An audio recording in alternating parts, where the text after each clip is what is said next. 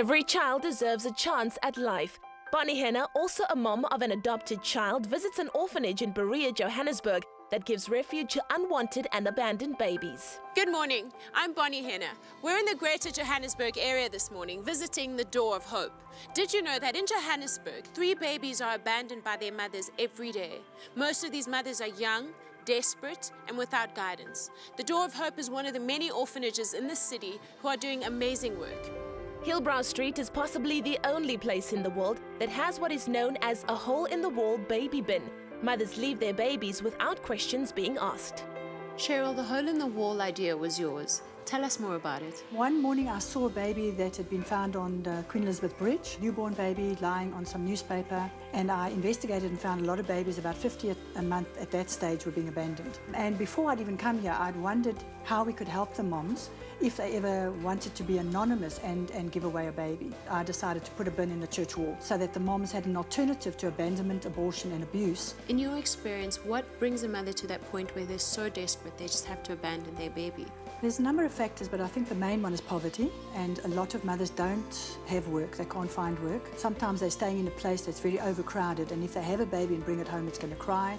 The other people object, and then they'll be out on the street. A lot of times they don't have money to buy the food. I think some of the other reasons is that they've been raped, they don't want the baby. So there's various reasons, but I think one of the main is poverty. I really believe if they want to be anonymous, that's what I'll do. Yes. So I fight for every mother and every baby that I get. I believe that every baby is a gift from God, and I will look after that child and find that child the best home I possibly can. Can you share any success stories of kids who've been adopted? Yes, got lots of those. My first one that came to me, she was 14 months old. I thought she was going to be brain damaged. She had a protruding forehead, and her and I bonded, and she's very precious to me. She was adopted to America. It gladdened her heart when Georgina's American parents wrote to tell her that she's now 13 years old, academically gifted, with a passion for music and plays the violin. Per legal agreement, the Door of Hope team doesn't have contact with the babies after they've been adopted locally, unless it's through the adoption agency. This is our first house that started. We're allowed to have 12 babies here. We've got another 2 homes in Glen Vista. The one is an official registered children's home, and we've got 30 babies there.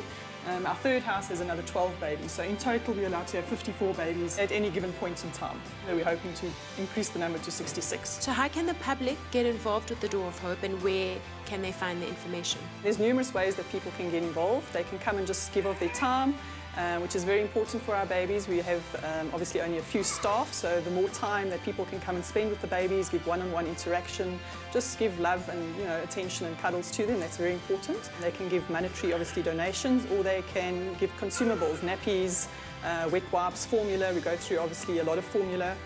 We go through about 6,000 nappies per month. So people can just get together in their workplace or their community and start collecting nappies and formula for us.